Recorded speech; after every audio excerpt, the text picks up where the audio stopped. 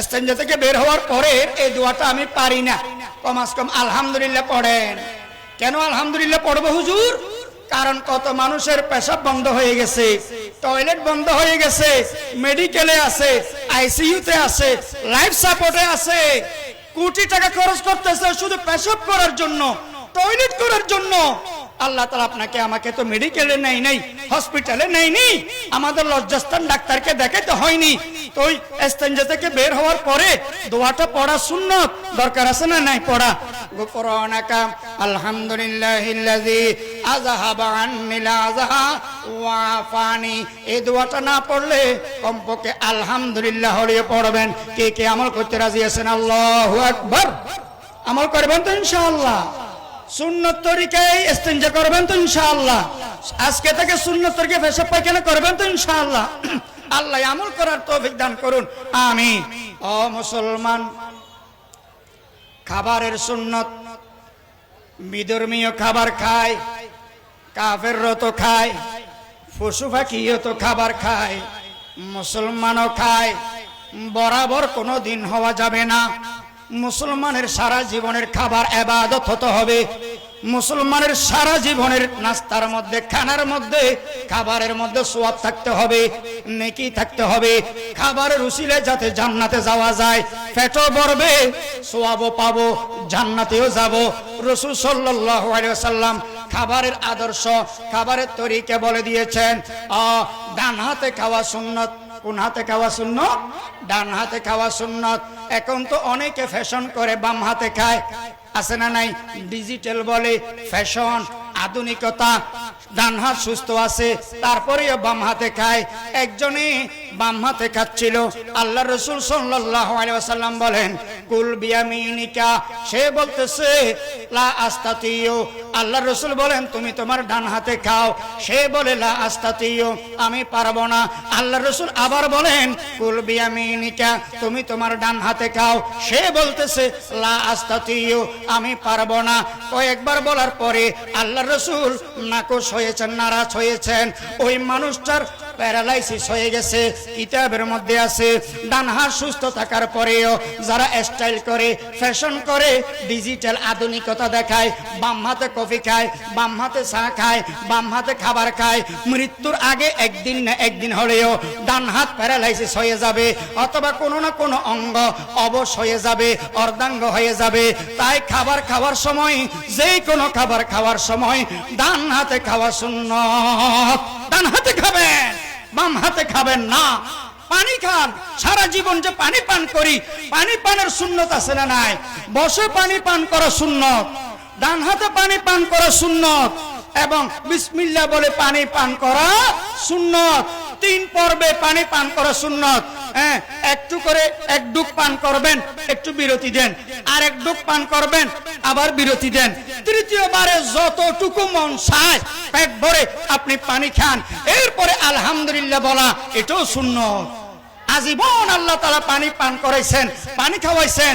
একটা মানুষ পানি অন্যান্য খাবার না খাইলে বাঁচে, কিন্তু পানি না খাইলে বাঁচে না, বাঁচে না। তাই পানি আল্লাহর বড় নিয়ামত। পান করার পরে আলহামদুলিল্লাহ শুকরিয়া আদায় করার দরকার আছে না নাই? বলেন না, বলেন না।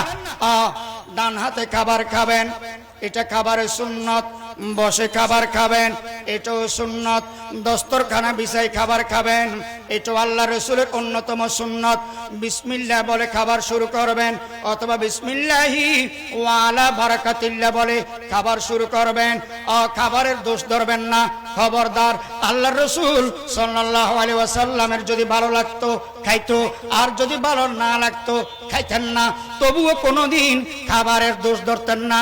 জাল হয়েছে, ফানসা হয়েছে, টক হয়েছে, এই হয়েছে, সেই হয়েছে, এই জাতীয় দোষ ধর। ঘন্টা তরকারি কুটে বেছে ধুয়ে রান্না করে, আর আপনি আমি 10 মিনিটে এগুলো খেয়ে ফেলি, আবার কোনা করে দোষ ধরি। খবরদার। আল্লাহ রাসূল সাল্লাল্লাহু আলাইহি ওয়াসাল্লাম বলেছেন খাবারের দোষ ধরিও না। ভালো লাগলে খাও, ভালো না লাগলে খেও না। আর খাবারের মাঝে মাঝে আলহামদুলিল্লাহ পড়বেন, মাঝে মাঝে কি শুকরিয়া আদায় করবেন, আলহামদুলিল্লাহ বলবেন। খাবারের সময় হাড্ডি, গোস্ত খাওয়ার পরে যে হাড্ডি, মাছের কাঁটা থাকে, এগুলো আইড়া পানি পানির মধ্যে ফেলবেন না। কেন কেন? এগুলো যদি পানির মধ্যে ফেলেন এগুলোর এনার্জি, ক্যালসিয়াম, মজা স্বাদ নষ্ট হয়ে যায়। পরে পশু পাখিরা জিনেরা খেলে আর মজা স্বাদ পায় না, এনার্জি পায় না। তাই আল্লাহ রসুল বলেন হাড্ডি আর কাটা এগুলো শুকনো পাত্রে, শুকনো বর্তনের মধ্যে রাখো। তোমার খাবারের পরে এই জিনিসগুলা বাড়ির উঠানে অথবা ছাদের উপরে অথবা কোনো জায়গার মধ্যে ফেলে আসো। জীব জানোয়ারে খাবে, জিনে খাবে, পশু পাখি খাবে, তাদের অন্তর থেকে একটা তুমি দোয়া পাবে, তোমার রিজিকের মধ্যেও বরকত আরম্ভ হয়ে যাবে। সুবহানাল্লাহ বলেন না। খাবার খাবেন সুন্নত তরিকায় মুসলমান।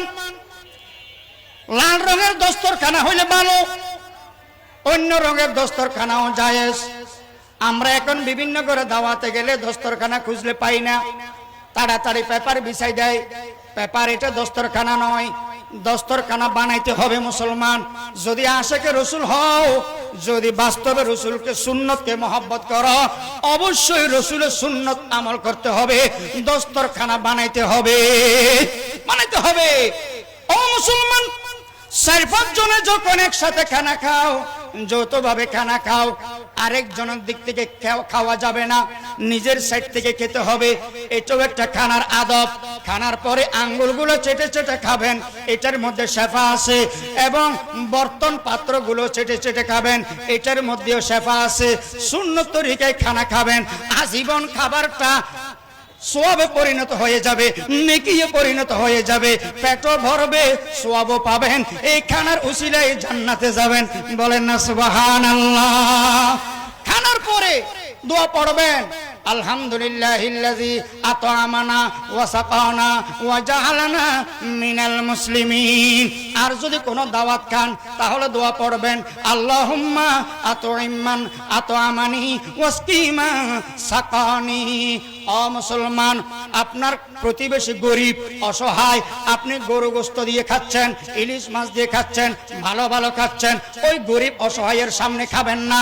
যদি গরিব পরিবার, গরিব প্রতিবেশীর সামনে খান, তাকে কিছু দিয়ে খান, তাকে কিছু দিয়ে তারপরে আপনি খান।